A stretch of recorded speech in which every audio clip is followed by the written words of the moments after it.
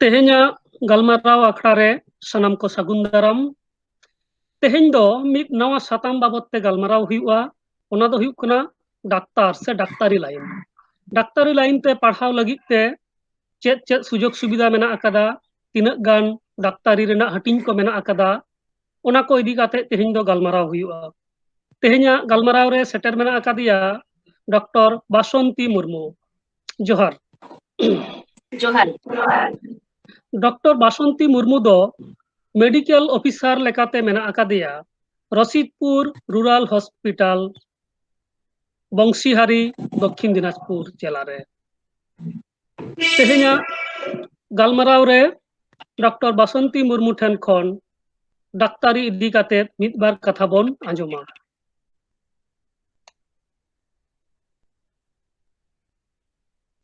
जोहार तेहे नय नोआ दिस हुदिस प्रोग्राम ओका बोन आंगो का यूट्यूब रे ना तो खूब अडी नापाय रेना चेष्टा कान ताबोना नय जे पाठक पाठिका को नय को आबो नोडे खन को आंजम ᱧᱟᱢᱮᱜᱼᱟ जे चेक चेक प्रोग्राम को चेक चेक को सब्जेक्ट लेखान ते उनको आरो को पासना दा आको कैरियर लाइफ को तिहु केटे दा तेहेन दो नोआ इया सब्जेक्ट दो तो होमियोपैथी डाक्टर हिसाब से नितो दो रशीदपुर रूरल हॉस्पिटल रे हिनेया। तो नोआ होमियोपैथी सब्जेक्ट चेलका काते बोन पढ़ा चेलका काते बोन अब कैरियर लाइफ रे बोन तिहु केटे दा उना निये तेहेन आलोचना हबुना। सर्वप्रथम जे जे बीएचएमएस होमियोपैथी हुयुग कना बीएचएमएस हुयुग कना bachelor of homeopathic medicine and surgery. तो नोआ bachelor of homeopathic medicine and surgery दो नितो दो कॉम्बाइन काते के हुयुग कना नीट थ्रू दिए मान नीट दो ओका joint entrance bone एमिया national entrance eligibility examination ओका बोन टोटल नेशनल टेस्ट हुयुग कान दो ओका ओना दो नितो दो एमबीबीएस बीएचएमएस बीडीएस दो ओका डेंटल आयुर्वेदिक उना को झतो नोआ सब्जेक्ट नीट रेगे अंडर रेगे हेना। एबार नितो जॉइंट एंट्रेंस तो एचएसएम काते ओका प्लस 2 पास काते ओका मिनिमम ओना प्लस 2 रे दो अब दो पेयर सब्जेक्ट ओका बायोलॉजिकल ये साइंस ग्रुप खोना की फिजिक्स केमिस्ट्री बायोलॉजी और इंग्लिश इना सब्जेक्ट तो कंपल्सरी लगा कान गया नोआ सब्जेक्ट रे आरकी एडमिशन खातिर दो। एबार ना प्लस 2 रे तो मिनिमम अब दो 50% खुन 60% मार्क्स दो किंतु नोआ एंट्रेंस रे एम खातिर सब्जेक्ट रे एडमिशन खातिर किंतु मिनिमम क्वालिफिकेशन मार्क्स तो वहां 50% तो लगा कर ताबोना। और एबार एग्जाम एंट्रेंस एग्जाम एम करे अब तो प्रथम दो काउंसलिंग थ्रू दिए किंतु नोआ दो अब ओका कॉलेज रे स्टडी हुआ ना हिसाब ते हम ये प्राइवेट कॉलेज गवर्नमेंट कॉलेज हिसाब ते ओनाते बोन ᱧᱟᱢᱟ। एबार नोआ होमियोपैथिक दो का कोर्स ना दो ओना दो टोटल कोर्स हुयुग कना 5.5 बछर कोर्स 5.5 बछर कोर्स खन 4.5 बछर हुयुग कना एकेडमिक कोर्स और 1 ईयर हुयुग कना इंटर्नशिप कोर्स।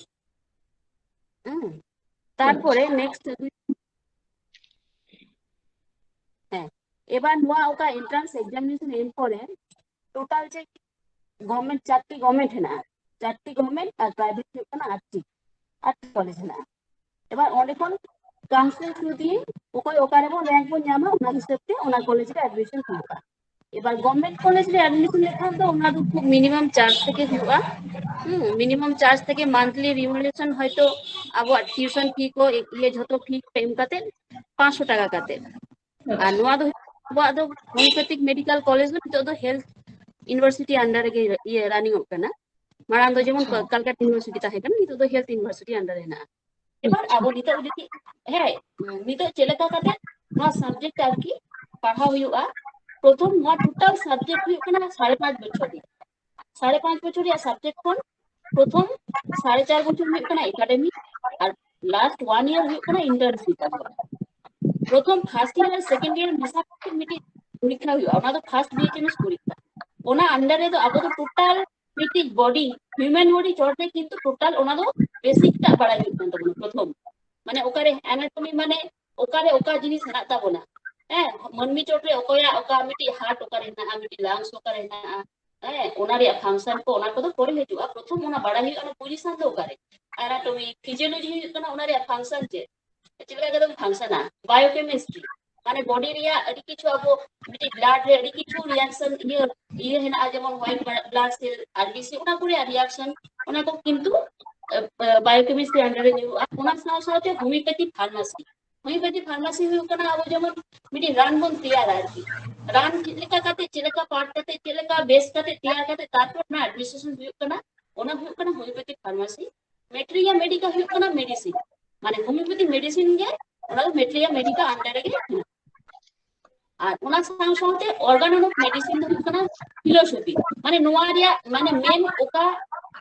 बेस करते होमियोपैथी तैयार करना ओका फिलोसफी अंडर रे बेस करते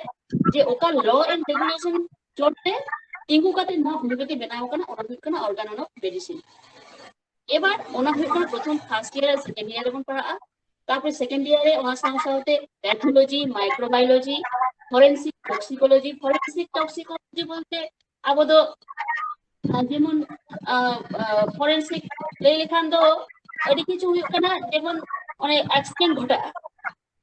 कोनो किछु एक्सीडेंट घटा खान उनी चले करे एक्सीडेंट उनी हुईन ताया ओना को विषय काते ओना को किंतु पढ़ा हुईआ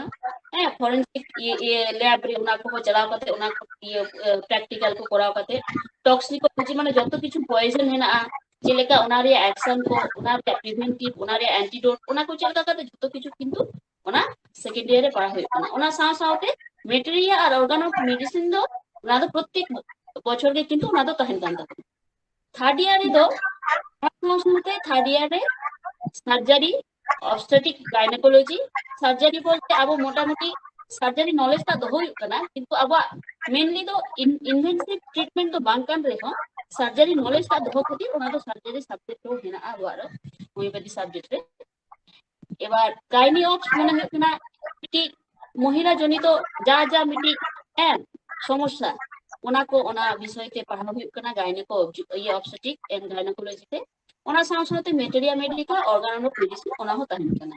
एबार ओना से परे हुई कना फोर्थ ईयर ओकाले फोर्थ ईयर रे अब तो मेनली हुई कना प्रैक्टिस ऑफ मेडिसिन माने मेडिसिन चले कारण प्रैक्टिस ओना चोट रे डिटेल्स पढ़ा हुईआ ओना साव सावते कम्युनिटी मेडिसिन बोलते आपको तो जहां बन बुझबा जे कम्युनिटी रे अडी किछु रुआ हेना कम्युनिटी लेवल रे ताहेना है जेमन हुई कना अबवा चिकन पॉक्स कॉलेरा नितो जेमन अबवा कोरोना हुई कना कम्युनिटी बेस्ड डिजीज कना नोआ है नोआ को तो स्प्रेड हुआ उनका ओना को जेलेका प्रिवेंटिव हुआ ओना को विषय ते किंतु कम्युनिटी मेडिसिन रे चर्चा पढ़ा हुई कना ओना साव सावते रेपाटरी तो होमियोपैथी मेडिसिन चोट रे के ओना दो संपूर्ण डिपेंड का ओना हुई दो हेना ओना साव सावते materia medica and organ of medicine हो तहन एबार नोआ को फोर्थ ईयर को नोआ टोटल कंप्लीट करते तापरे अब दो ये फोर्थ पीएचएमएस कंप्लीट करते अब दो बन हिजुक कना ये 1 ईयर इंटर्नशिप को ओना दो अब एलोपैथी कॉलेज सला टाइप तहना किंतु एलोपैथी कॉलेज सला टाइप बोलते अब जेमन बांगुर मेडिकल कॉलेज तारपर कना कलकत्ता मेडिकल कॉलेज ओना साव सावते अब विधाननगर मेडिकल कॉलेज ओना को टाइप तहना इमरजेंसी सिचुएशन हैंडल हुई लेकारे ओना को बड़ाई दो खती इंटर्नशिप पे सावते इंटर्नशिप खंगे किंतु मीटिंग रिमुनरेशन हो ᱧᱟᱢᱟ तारपरे एबार हुई कना अब प्लेसमेंट किबा जॉब अपॉर्चुनिटी नोआ को कंप्लीट करते चलेकार को ᱧामा एबार हाउस स्टाफशिप कंप्लीट करे किंतु गवर्नमेंट हॉस्पिटल एकमात्र किंतु गवर्नमेंट हॉस्पिटल रे हाउस स्टाफ फैसिलिटी तो हेना प्राइवेट हॉस्पिटल रे किंतु हाउस स्टाफ फैसिलिटी तो बचुआ गवर्नमेंट हॉस्पिटल रे मिटी 1 ईयर हाउस स्टाफ फैसिलिटी हेना ना हाउस स्टाफ दो अब होमियोपैथी आउटडोर के करा ना होमियोपैथी आउटडोर अडी किछु भागे ना medicine practice of medicine skin department है तारपर हुई कना surgery department I department dental प्रत्येक कोटे आलादा आलादा आउटडोर हेना अब प्रत्येक कोटे आउटडोर किंतु राउंड करते हाउस स्टाफ करा हुईआ एबार अब हुई कना ओना कंप्लीट करे एबार हाउस स्टाफ कंप्लीट करे अब नितो जो प्लेसमेंट बन चेष्टाया अब प्रथम प्लेसमेंट अब टारगेट तहना होमियोपैथिक मेडिकल ऑफिसर तो प्रत्येक ब्लॉक रे को प्लेसमेंट हुआ ओना दो थ्रू नितो दो वेस्ट बंगाल ये सर्विस कमीशन थ्रू दिए हुआ और नितो उडुक कना हेल्थ रिक्रूटमेंट बोर्ड थ्रू दिए हो होमियोपैथिक मेडिकल ऑफिसर কিন্তু রিক্রুটমেন্ট ᱦᱩᱭᱩᱜ ᱠᱟᱱᱟ ᱚᱱᱟ ᱥᱟᱶ ᱥᱟᱶᱛᱮ ᱱᱤᱛᱚᱜ আয়ুষ মেডিকেল অফিসার আরো ওনা ᱫᱚ ᱦᱩᱭᱩᱜ ᱠᱟᱱᱟ ᱢᱤᱫᱴᱤᱡ এনআরএইচএম আন্ডার প্রজেক্ট আন্ডারে কিন্তু আয়ুষ মেডিকেল অফিসার আᱹᱰᱤᱜᱟᱱ রিক্রুটমেন্ট হুই ᱠᱟᱱᱟ প্রত্যেক ব্লক রে মিনিমাম 4টি আয়ুষ মেডিকেল অফিসার কিন্তু রিক্রুটমেন্ট হুই তো ওনা হিসাবতে রিক্রুটমেন্ট কিন্তু ভাগে গে হুᱭᱩᱜ ᱠᱟᱱᱟ আর ওনা সাথে সাথে অকয় যদি হায়ার এডুকেশনে চালাওয়া উনি কিন্তু হিন্দি এন্ট্রান্স এম কাতে পোস্ট গ্রাজুয়েশন কোর্স করা যায় ওনা পোস্ট গ্রাজুয়েশন কোর্স করা পরে কিন্তু লেকচারশিপ তো আপাতত মানে টিচিং লাইফ রে অ্যাপ্লাই দাঁড়া আর ওনা সাথে আপাতত নিজস্ব যদি প্র্যাকটিস প্রাইভেট প্র্যাকটিস ওটা কিন্তু করা দাঁড়া কাটিয়া নোয়া তো কিন্তু আরো নোয়া স্কোপ ᱧᱟᱢᱮᱜᱼᱟ ᱦᱳᱢᱤওᱯᱮথᱤ সাবজেক্ট পড়াও করে ᱟᱹᱰᱤ ᱟᱭᱢᱟ ᱥᱟᱨᱦᱟᱣ ᱰᱚᱠᱴᱚᱨ ᱵᱟᱥᱚᱱᱛᱤ ᱢᱩᱨᱢᱩ ᱡᱮ ᱛᱮᱦᱮᱧ হোমিওপ্যাথি ইদি কাতে আᱹᱰᱤ ᱜᱟᱱ ᱠᱟᱛᱷᱟᱭ ᱞᱟᱹᱭ ᱟᱸᱡᱚᱢᱟᱫ ᱵᱚᱱᱟ তো নিতো মিদᱴᱟᱝ আᱸᱡᱚᱢᱤᱭᱟᱹ ᱠᱚ ᱴᱷᱮᱱ ᱥᱮ ᱟᱹᱰᱤ ᱦᱚᱲ ᱴᱷᱮᱱ ᱜᱮ ᱢᱤᱫᱴᱟᱝ ᱠᱩᱠᱞᱤ ᱦᱤᱡᱩᱜᱼᱟ ᱡᱮ ᱱᱚᱣᱟ হোমিওপ্যাথি ᱱᱚᱣᱟ ᱫᱚ ᱪᱮᱫ ᱞᱮᱠᱟᱱᱟᱜ ᱥᱤᱥᱴᱮᱢ ᱠᱟᱱᱟ ᱚᱠᱟ ᱞᱮᱠᱟ ᱠᱟᱛᱮ ᱱᱚᱣᱟ ᱦᱮᱡ ᱮᱱᱟ एक्चुअली होमियोपैथी तो हुई ना डॉक्टर हैनीमैन को यार हैनीमैन फादर आरकी ये होमियोपैथी हुई कना हैनीमैन এবার ওনা তো মেইনলি হেজ কান তাবনা আবা তো জার্মানি আচ্ছা জার্মানি কোন হেজ কানা উনি অকয় হোমিওপ্যাথি আর কি করাব লেআই উনি তো নিজে কি অ্যালোপ্যাথি ডাক্তারে তাহে কান আচ্ছা নিজে কি অ্যালোপ্যাথি ডাক্তারে তাহে এবার অ্যালোপ্যাথি ডাক্তার খন উনি যখন নেল কি আজ অ্যালোপ্যাথি তে মিটি এত সাইড ইফেক্ট হুᱭᱩᱜ তাহেন আর কি হ্যাঁ তো উনি মানে ওনা খাতিরতে আদো নিজে চটে উনি প্রথম প্রুফ কি আই যে মিনিমাম ডোজ মানে মিটি সিঙ্গেল ডোজ তে কোনো মানে হোমিওপ্যাথি রিয়া ট্রিটমেন্ট মেন হুᱭᱩᱜ কানা আবওয়া দো ইন্ডিভিজুয়ালাইজেশন মানে সম্পূর্ণ ওকে আলাদা আলাদা হুয়া খাতির আলাদা আলাদা রান হয়তো মিড হড় বহু অসুই বনা আর মিড হড় বহু অসুই বনা হ্যাঁ পে পুন হড় বহু অসুই বনা কিন্তু বহু অসুরিয়া হো আডি কিছু ভাগ না হয়তো নুই মি রকম হসুই কানা আর মি রকম হসুই কানা যতরা কিন্তু অ্যালোপ্যাথি রে তো আবো যেমন মিটি রান গে বনে মা হোমিওপ্যাথি রে তো কিন্তু তখন ওনা হসু হিসাবতে অকয় চেলাকা হসুই কানা ওনা হিসাবতে উনি কিন্তু রান আলাদা আলাদাতে এম হুᱭᱩᱜᱼᱟ আর ডোজ তো আডি মিনিমাম ডোজ যেহেতু ওনা খাতির গিদ্রা হো জম ইয়ে মানে গিদ্রা কো মানে যেহেতু হেরেন হেনা আর কি গিদ্রা কো জম হো বাকো সুবিধা আর ইয়ে যেহেতু খুব মিনিমাম ডোজ কানা হ্যাঁ তো ওনা হিসাবতে মানে সাইড ইফেক্টটা কিন্তু কম গে হুᱭᱩᱜᱼᱟ আচ্ছা আচ্ছা আয়মা সাহাও মানে আডি হুড়া গে মনে রে নৌকা হিজুয়া যে হোমিওপ্যাথি রান তো বেসক চং বাং চং কারণ এলোপ্যাথি রান জম জম তে হওয়া কানা নোয়া রান তে হো বেসনি কিয়া কিন্তু অ্যালোপ্যাথি রান জম জম তো এমন হুই কানা মিটি আর কি মানে অ্যালোপ্যাথি রান জম জম তে মিটি ক্রিটিক্যাল রুয়া বাই বেস কানা উন সময় লাস্টে হোমিওপ্যাথি ঠানে চালাও কানা হয়তো এবার হোমিওপ্যাথি রান তে উন সময় জেলে কানা যে আজা ওকা রুয়া দীর্ঘদিন ধরে রুয়া তাহে কানা হ্যাঁ জাহানা কে গাটে ব্যথা হো জাহানা মিটি মাং তো স্কিন রিয়া প্রবলেম হুᱭᱩᱜ কান হ্যাঁ ওনা কো সমস্যা কিন্তু হ্যাঁ আডি ভাগি ইয়ে ট্রিটমেন্ট তে কিন্তু ওনা দো আডি লগন কে সারাও তাবনা এবার যেমন হুᱭᱩᱜ কানা আবো ইমার্জেন্সি সিচুয়েশন রে কিন্তু হোমিওপ্যাথি রান খুব ভাগি কমিয়া আবার নোয়া যেমন করোনা সিচুয়েশন রে স্পেশালি যেমন করোনা সিচুয়েশন রে নিত ধাবি কোনো ভ্যাকসিন বাং বুক কান তাবনা প্রথমত আর আবো রান অ্যালোপ্যাথি সিস্টেম তে ওকা রান হুᱭᱩᱜ কানা নিতো ওনা তো সিম্পটোমেটিক রান গে হুᱭᱩᱜ কানা তো ওনা হিসাবতে আবো আয়ুষ ডিপার্টমেন্ট খন আর কি মিটি রান রেকমেন্ডেড হুই কানা আর্সেনিকা মালগম 30 তো ওনা কিন্তু মানে নিতো বন জম লেখান ওনা কো ইয়ে করোনা বাং হুᱭᱩᱜᱼᱟ অনকা তো বাং হ্যাঁ রুয়া হুᱭᱩᱜᱼᱟ কিন্তু মানে কমপ্লেনটা আডি গান কম তাবনা মিটি কষ্ট হরমোনি আকা কষ্ট আডি আনুষঙ্গিক আডি গান কষ্ট ওকা কথা है না ওনা কিন্তু আডি গান রিলিফ হুᱭᱩᱜᱼᱟ ওনা নোয়া হিসাবতে মানে বডি রিয়া ইমিউনিটি ওকা है হ্যাঁ বডি রিয়া ওকা ইমিউনিটি মিটি রোগ প্রতিরোধ ক্ষমতা ওকা তাহে তাবনা ওনা কিন্তু হোমিওপ্যাথি জমতে আডি গান স্ট্রেংথ হুᱭᱩᱜ তাকনা আচ্ছা আচ্ছা আয়মা সাহাও ডক্টর মুর্মু আডি গান কথাম লই কিদা যে নোয়া পড়াও লেনখান স্কোপ মেনাক গিয়া তো নিতোয়া পরিস্থিতি ওকা লেকা যাহাই কোনো হোমিওপ্যাথি কো পড়াওয়া উনকুয়া নিতো প্লেসমেন্ট না সিচুয়েশন ওকা লেকা রে তো মেনা নিতো প্লেসমেন্ট তো যেমন হুᱭᱩᱜ কানা আডি স্পিড প্লেসমেন্ট হুᱭᱩᱜ কানা আর কি আলে যেমন যখন স্টাফশিপ কমপ্লিট থেকে আলে তো প্লেসমেন্ট লি ᱧᱟᱢ কা আচ্ছা হ্যাঁ তো নিতো দো যেহেতু ব্লক লেভেল রে টোটাল মানে আয়ুষ মেডিকেল অফিসার ওকা नितो तो टोटल आरबीएस के अंडर है ना आरकी राष्ट्रीय बाल स्वास्थ्य कार्यक्रम अंडर है मिट्टी आयुष मेडिकल ऑफिसर आरकी मिट्टी रिक्रूटमेंट हुई करना एबार ओना रिक्रूटमेंट तो किंतु प्रत्येक ब्लॉक रे माने पुनिया का डॉक्टर को लगा करना अच्छा एबार ओना किंतु अब जेमन हुई करना वेस्ट बंगाल रे टोटल जो ब्लॉक ना तो ब्लॉक रे किंतु नुकु मेडिकल ऑफिसर रिक्रूटमेंट को नामे है अच्छा ओना नितो तो स्पीड है ना ओना साउते যদি এইচএমও का এইচএমও दो उडुको कान गया किंतु जे परिमाण रे उडुक रिया कथा ओना तो बांग उडुको कना और आगाम হয়তো उनका उडुको गया स्कोप को नाम गया और ओना साउते आरो जीपी लेवल रे का ना पंचायत आयुष मेडिकल ऑफिसर ओना हो किंतु रिक्रूटमेंट तो हुई कान ताबन अच्छा अच्छा और तब ये मैं ओना सेंट्रल गवर्नमेंट कार्ड की मिट्टी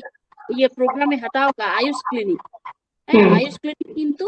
प्रत्येक जिला रे मिट्टी कते हुई काना आयुष क्लिनिक ओना आयुष क्लिनिक रे तो संपूर्ण किंतु आयुर्वेदिक होमियोपैथी उनको को रिक्रूटमेंट किंतु आरो हुआ माने रिक्रूटमेंट तो अब चलु कान गया बंद बचुआ प्लेसमेंट तो हुई कान तबन अच्छा तो अभी आयमा सरहाव नोआते जहां को पढ़ा उनको लगी दो किंतु भागे गे नोरिया स्कोप मेना कदा चाकरी बाकरी रेना चाकरी अच्छा बाकरी ना ओना ते की प्रैक्टिस रिया है मंडी को सेवा रिया मिट्टी सुजोग हेना हाँ अवश्य नोआ डाक्तारी लाइन दो मिटन सेवा लाइन कना चाकरी खुना नोडा दो सेवा सेवा के लिए भागेया नोआ दो है और तो नोआ जहां को पढ़ा कना माने उना मा मेना गे उनको सुजोग मेनखान जहां को होय तो पढ़ा को बगी केदा कोनो कारण बसत होते तो उनको लगी कि नोकना किछु स्पेशल ट्रेनिंग से स्पेशल कोर्स मेना कदा जहां ना कोर्स करा को नोआ लाइन रे को हेज दाड़े उनको खातिर कोर्स हेना बोलते आरो किछु किछु कोर्स मेडिकल लाइन रे आरकी होमियोपैथी बाद दिए हो हेना गया जेमन हुई कना अब पैरामेडिकल कोर्स तो अब ओना हो होयतो एच से पढ़ाव कते बगी का किंतु साइंस ताहे हुई ताबना साइंस अच्छा बोलते फिजिक्स केमिस्ट्री बायोलॉजी तो ताहे के हुआ तो ओना पेयर सब्जेक्ट तो लगा गया कंपलसरी मेडिकल लाइन रे दा एबार पैरामेडिक्स तो मिनिमम डिप्लोमा कोर्स का ना पैरामेडिक डिप्लोमा कोर्स मिनिमम 2 बछर कोर्स तो ओना को दो माने मिटी state West Bengal faculty medical ओका हेना ओना अंडर रे किंतु नो पैरामेडिकल कोर्स को दो हेना अडिगान मोटा मोटी अब जेमन हुई कना डीएमएलटी माने lab technician diploma in lab technician है तापर हुई कना अब क्रिटिकल केयर माने कोनो इमरजेंसी सिचुएशन नि चेक लका करे ट्रीटमेंट हुआ तापर डायलिसिस डिप्लोमा इन डायलिसिस तापर उनको फिजियोथेरापिस्ट तापर एक्सरे ओना को किंतु सब्जेक्ट को किंतु अब ओना पैरामेडिकल कोर्स रे नामी आबन ओना तो खूब कम 2 बछरिया कोर्स कना आदो मिनिमम क्वालिफिकेशन किंतु ओना तो नितो आगे जेमन हुई कान तबा माने मार्क बेसिस रे सिलेक्शन हुई कान है नितो तो ओना तो एग्जाम हिसाब থেকে एंट्रेंस एग्जाम हिसाब থেকে ओना तो किंतु सिलेक्शन हुई कान अच्छा 2020 ओना हो कोर्स को किंतु ओना दो प्लेसमेंट तो नितो तो प्रत्येक ब्लॉक रे हो प्लेसमेंट खूब भगी हुई कना ये प्रत्येक ब्लॉक रे जेमन नितो योगा मिटी फिजियोथेरापिस्ट तारपरे आबरिन ये लैब टेक्नीशियन ओना को किंतु प्लेसमेंट को रिक्रूटमेंट को ओना को तो हुई कान गया अच्छा अच्छा आयमा सरहाव डॉक्टर बसंती मुर्मू तेहेन होमियोपैथी से नो डाक्तारी इदी काते डाक्तारी लाइन रेना सुजोग सुविधा अकालका काते पढ़ा हुआ ओना इदी काते नुना गणगान कथा कम सदर किदा ओना लगी तेज पाटा खन जोहार तेहेजा गलमारा दो नोडे गलाम मुचादा